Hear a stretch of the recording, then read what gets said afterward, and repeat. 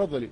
Mr. Prime Minister, Arwa Damon with CNN. A few questions with regards to the arrest warrant and the accusations against the Vice President. شلون ايش قلتي؟ ترجمة اكو؟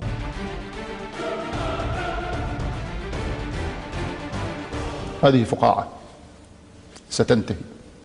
بالحقيقة أنا ما قلت عن المظاهرات فقاعة. هذه فقاعة ستنتهي. بالحقيقة أنا ما قلت عن المظاهرات فقاعة. أنا أحذر من هذه القضية وأحذر من استمرارهم واستمرار السكوت عنهم.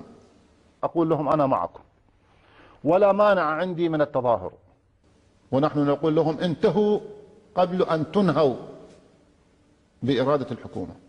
انهوا قضيتكم. أقول لهم أنا معكم.